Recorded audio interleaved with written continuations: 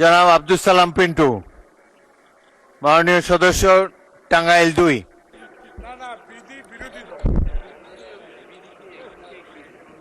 বিসমিল্লাহির রহমানির রহিম। মাননীয় স্পিকার, আপনার সময় 10 মিনিট। মাননীয় স্পিকার, আপনি একজন বীর মুক্তিযোদ্ধা হিসাবে স্পিকারের দায়িত্ব পালন করার জন্য নির্বাচিত হওয়ার জন্য আমি আমার পক্ষ থেকে, আমার এলাকার পক্ষ থেকে আপনাকে আন্তরিকভাবে অভিনন্দন এবং ধন্যবাদ জানাই। মাননীয় স্পিকার, মাননীয় স্পিকার, এখানে বাংলার পৃথিবীর ইতিহাসে আছে কিনা আমি জানি না, মাননীয় স্পিকার, যে ফাঁসির দণ্ডপ্রাপ্ত আসামি মাননীয় হুইপ নিজান, আপনার ভয়েসটা লো রাখেন প্লিজ। মাননীয় স্পিকার, আমি পৃথিবীর ইতিহাসে আছে কিনা জানি না, ফাঁসির দণ্ডপ্রাপ্ত আসামি হিসেবে ছিলাম। সেখান থেকে আজকে সংসদে এসেছি এবং এই কারণে আমি মহান রাব্বুল আলামিনের কাছে আন্তরিক মোবারকবাদ জানাই এবং শুকরিয়া আদায় করি। আলহামদুলিল্লাহ, আলহামদুলিল্লাহ। মাননীয় স্পিকার, আমি 17 বছর জেলে ছিলাম, তার 7 বছর ছিলাম ফাঁসির ছেলে। মাননীয় স্পিকার, এখন সংসদে এসেছি, আবারও আমি মহান রাব্বুল আলামিনের কাছে হাজার শুকরিয়া আদায় করি। মাননীয় স্পিকার, মাননীয় স্পিকার, আমি একটি কথা বলতে চাই। আমি সাথে সাথে জুলাই সনদ, জুলাই বিপ্লবে যারা অংশগ্রহণ করেছেন, আমার এলাকারও 4 জন নিহত হয়েছে। যে সমস্ত ছাত্র জনতা, শিশু, মহিলা এবং পুরুষ যারা নিহত হয়েছে, তাদের আত্মার মাগফিরাত কামনা করি। এবং যারা আহত অবস্থায় আজকে পঙ্গু হয়ে আছেন, যাদের চিকিৎসা দরকার, আমি অনুরোধ করব সরকারের কাছে তাদের চিকিৎসার ব্যবস্থা করা হয় এবং তাদের আমি সুন্দর জীবন কামনা করি। পরম করুণাময় আল্লাহ তাআলা তাদেরকে যাতে সুন্দর জীবন দান করেন। প্রিয়, আমি কথাও বলতে চাই, মাননীয় স্পিকার, জুলাই যোদ্ধারা যখন এই যুদ্ধ করলো, আমি তখন কারাগারে ছিলাম। মাননীয় স্পিকার, কারাগারের থেকে 4 তারিখের কথা বলি। মাননীয়, যেহেতু কারাগারে ছিলাম, বাইরের খবর জানি না। কারাগারে 4 তারিখে আমরা দেখলাম শত শত লোক গুলি খেয়ে মৃত্যুবরণ করলো। সারা কারাগারে সেদিন হাহাকার ছিল। মাননীয় স্পিকার, 4 তারিখ রাত্রে যখন সিদ্ধান্ত হলো যে আগামীকাল কঠোর হস্তে এদেরকে দমন করা হবে, সমস্ত বাহিনী প্রধান, সমস্ত সচিব মিলে এই সিদ্ধান্ত গ্রহণ করলেন প্রধানমন্ত্রীর নেতৃত্বে। তখন আমরা আমাদের জেলখানাতে কান্দার রোল উঠেছিলাম। মাননীয় স্পিকার, সারা রাত্রি কেউ ঘুম পারে নাই, শুধু আল্লাহকে ডেকেছেন যে এই দেশের এই সন্তানদেরকে আল্লাহ তাআলা আপনি বাঁচান। আমরা ঘুম পারি নাই।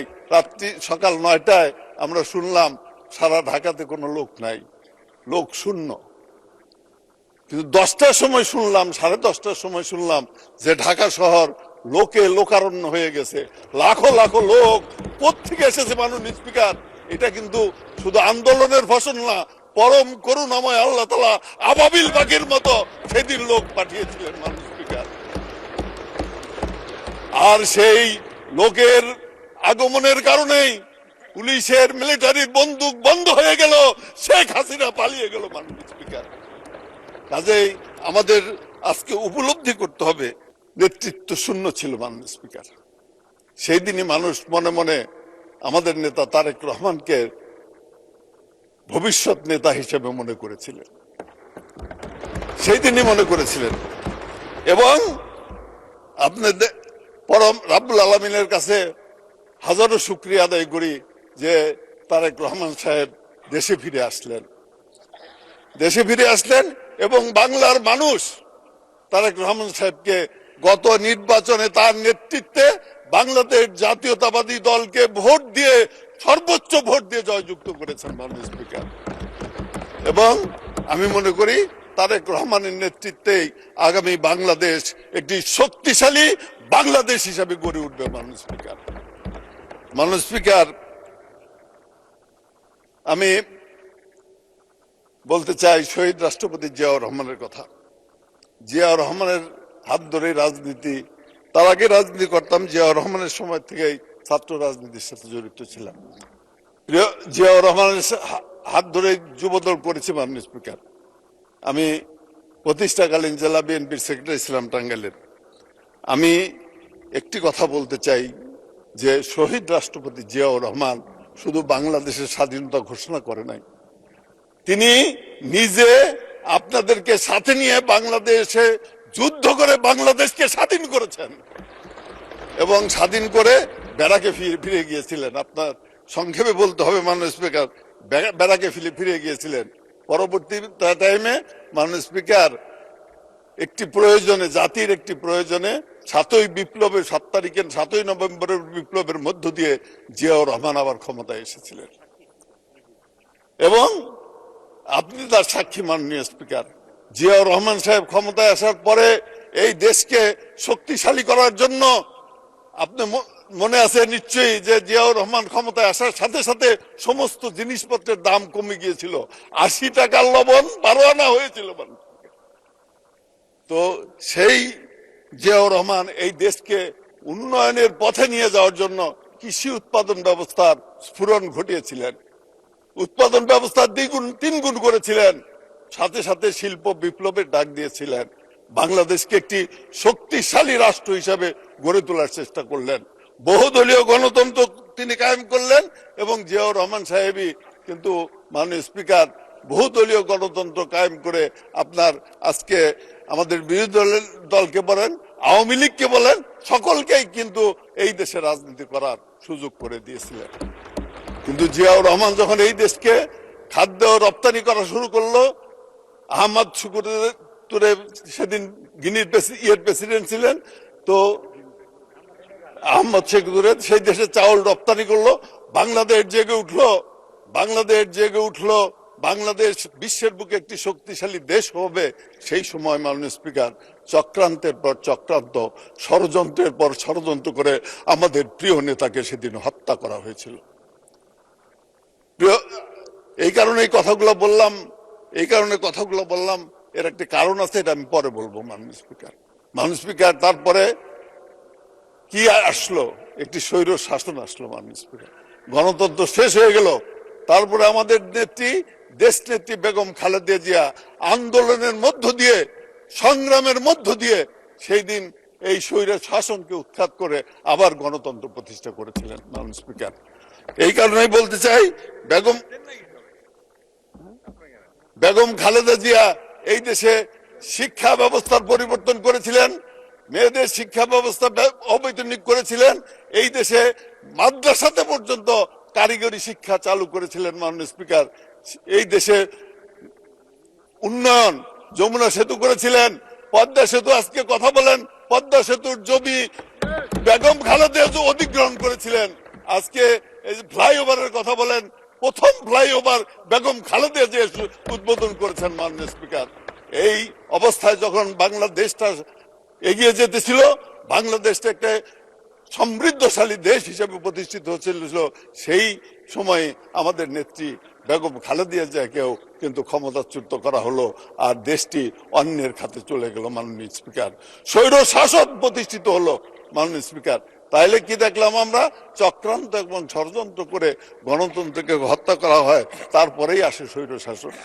শুধু এখানেই নয় মাননীয় স্পিকার, চক্রান্ত করে আমি জেলখানায় দেখেছি। মাননীয় স্পিকার, আমাদের সহকর্মী, অনেক শ্রদ্ধেয় নেতা, অনেক মানুষকে কিভাবে ফাঁসিতে ঝুলিয়ে হত্যা করা হয়েছে, এটা আমার চেয়ে ভালো কেউ বলতে পারবে না। তাদের শেষ বাক্যটি কি ছিল সেটাও আমি জানি। মাননীয় স্পিকার, সময়ের অভাবে আমি অত কিছু বলতে পারবো না। তাদেরও আত্মার মাগফিরাত কামনা করি আমি। মাননীয় স্পিকার, মাননীয় সদস্য আরো 2 মিনিটে শেষ করেন, আরো 2 মিনিট বলেন। মাননীয় স্পিকার, আর একটু বাড়াই দিতে হবে। আচ্ছা, 3 মিনিট বলেন। মাননীয় স্পিকার, তারপরে দেখেন সেনাবাহিনীর ভালো ভালো অফিসারদেরকে সেদিন কিন্তু হত্যা করা হয়েছিল। মাননীয় স্পিকার, একটি চক্রান্ত এবং ষড়যন্ত্র করে। কেন? সেনাবাহিনীকে দুর্বল করার জন্য, সেনাবাহিনীকে ধ্বংস করার জন্য, বাংলাদেশকে ধ্বংস করার জন্য। অন্যদিকে বিডিআরদেরকে, নিরীহ বিডিআরদেরকে গ্রেপ্তার করে তাদেরকে শাস্তি দেওয়া হয়েছে। আমি চোখে দেখা, মাননীয় স্পিকার, বিডিআর এর পা ড্রিল মেশিন দিয়ে ছিদ্রি করা হয়েছে, বুক ড্রিল মেশিন দিয়ে ছিদ্রি করা হয়েছে। এটা কোনোদিন দেখি নাই। যে ড্রিল মেশিন কাঠ ছিদ্রি করে সেই মেশিন দিয়ে করা হয়েছে। মাননীয় স্পিকার, আমি এই ঘটনার সুষ্ঠু তদন্ত এবং বিচার চাই। এই কথাগুলো এই কারণেই বললাম যে চক্রান্ত যখন হয়, আজকেও আমি একটি চক্রান্তের আভাস পাই মাননীয় স্পিকার, চক্রান্ত এবং ষড়যন্ত্রের আভাস পাই মাননীয় স্পিকার। আজকে আমি একটি কথা বলতে চাই। আমার নেতা তারেক রহমান সাহেব একটি কথা বলেছেন, একটি কথা বলেছেন। কি কথা বলেছেন মাননীয় স্পিকার? তিনি বলেছেন এই দেশ, তিনি বলেছেন এই দেশ দিল্লি নয়, পিন্ডি নয়, অন্য কোন দেশ নয়, সবার আগে বাংলাদেশ। এই কথা তিনি বলেছেন মাননীয় স্পিকার। এই কারণেই আজকে চক্রান্ত এবং ষড়যন্ত্র হতে পারে। তারেক রহমান ক্ষমতায় আসার পরে যে সমস্ত পদক্ষেপ নিয়েছে, প্রত্যেকটি পদক্ষেপ জনবান্ধব পদক্ষেপ, জনগণের জন্য পদক্ষেপ তিনি নিয়েছেন মাননীয় স্পিকার। এই কারণেই আজকে ষড়যন্ত্র শুরু হয়েছে। আজকে একটি বিজ্ঞাপন আমার হাতে পড়েছে মাননীয় স্পিকার, সংসদে যদি কথা বলেন আর এখানে যদি বলেন যে চক্রান্তকারীদের নীল নকশা প্রতিহত করতে হবে, এই 60 দিনের সরকারে কি নীল নকশা আমরা তৈরি করলাম যেটা প্রতিহত করতে হবে? তার মানে এটা একটি আন্তর্জাতিক চক্রান্ত, আন্তর্জাতিক ষড়যন্ত্র মাননীয় স্পিকার। একটি চক্রান্ত এবং ষড়যন্ত্রের মধ্য দিয়ে আবার একটি গণতন্ত্রকে ধ্বংস করার চক্রান্ত চলছে। এটাকে প্রতিহত করবে। এই জ্বালায় জুলাই মাসে যারা প্রাণ দিয়েছে, তারা যেমন স্বৈর শাসনকে প্রতিহত করেছে, ইনশাল্লাহ চক্রান্তকারীদেরকেও তারা প্রতিহত করবে, প্রতিহত করবে, প্রতিহত করবে ইনশাল্লাহ। মাননীয় স্পিকার, সেই কারণে আজকে বলতে চাই যে এই সমস্ত বাদ দেন। বহু ত্যাগ এবং তিতিক্ষার বিনিময়ে এই জাতীয় সংসদ, বহু ঘটনার মধ্য দিয়ে এই জাতীয় সংসদ, বহু অবস্থার প্রেক্ষিতে এই জাতীয় সংসদ, বহু রক্তের বিনিময়ে এই জাতীয় সংসদ। আসুন আমরা একটি সুন্দর বাংলাদেশ গড়ে তুলি।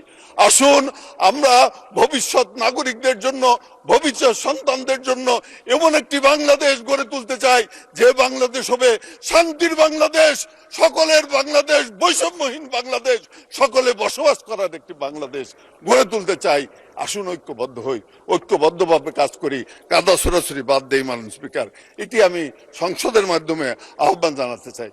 মাননীয় স্পিকার, এলাকার কথা যদি একটা না কই বলি, জনগণ বলবে যে এলাকার কথা বললো না। তাহলে আর 3 মিনিট সময় দেওয়া যায় না মাননীয় স্পিকার? সামনে তো বাজেট অধিবেশন আছে, তখন কি বলবেন? আচ্ছা বলেন, আরো 1 মিনিটে শেষ করেন। মাননীয় স্পিকার, আমি একটা কথা বলি। এই যমুনা সেতু করেছিলেন কে? বেগম খালেদা জিয়া।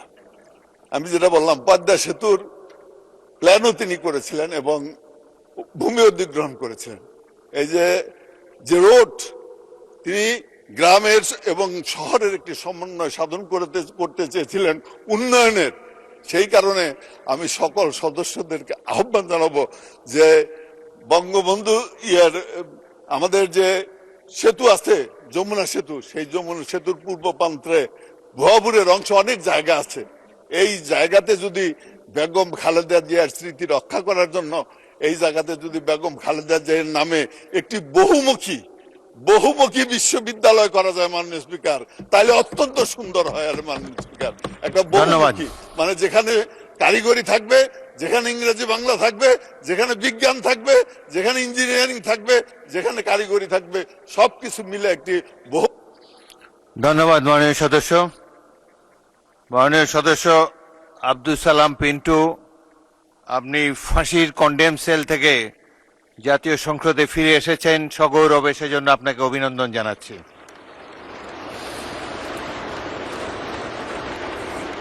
কিছুদিন ঢাকা সেন্ট্রাল জেলে ছিলাম, সে সময়